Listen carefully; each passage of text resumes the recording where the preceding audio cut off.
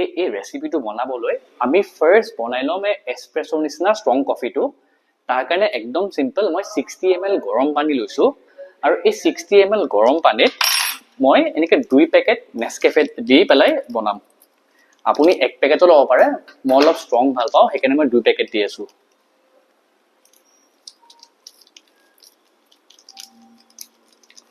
এইটো হৈ গল 1 পেকেট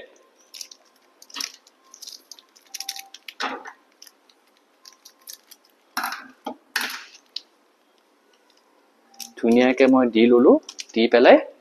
ধুনিয়াকে সৰু চামুচ দি পেলাই ষ্ট্ৰং শট এটা বনাই ললো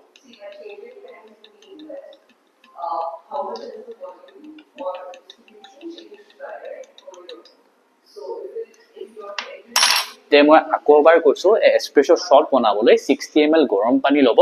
তাতে 1 পেকেট নাইবা 2 পেকেট বেসড অন আপুনি কিমান ষ্ট্ৰং কফি বিচাৰে হেতু দি শট এটা বনাই লও মিক্স কৰি পেলাই এটো হৈ গল এতিয়া নেক্সট আমি ধুনিয়াকে এই আম এনেকে স্লাইস কৰা আছে হেতু এনেকে দি ললো তাৰ পাছত আমি আমৰ পাছত ভ্যানিলা আইসক্ৰিম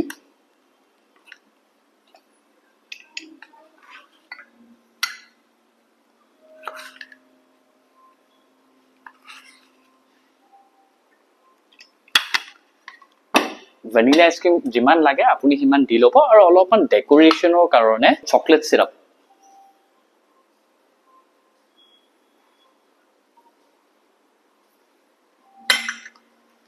আৰু এতিয়া চাওক ম্যাজিকটো এই গৰম যোনটো আমি এস্প্ৰেছো বনাইছিলো কফিটো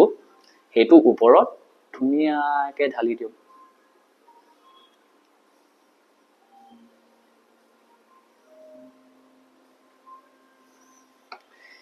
আৰু অলপ ডেকোৰেশন কৰিবলৈ নে কোকো পাউডাৰ ওপৰত দি দিওক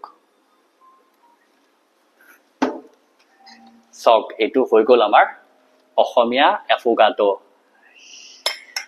এটা খাই পেলাই চাম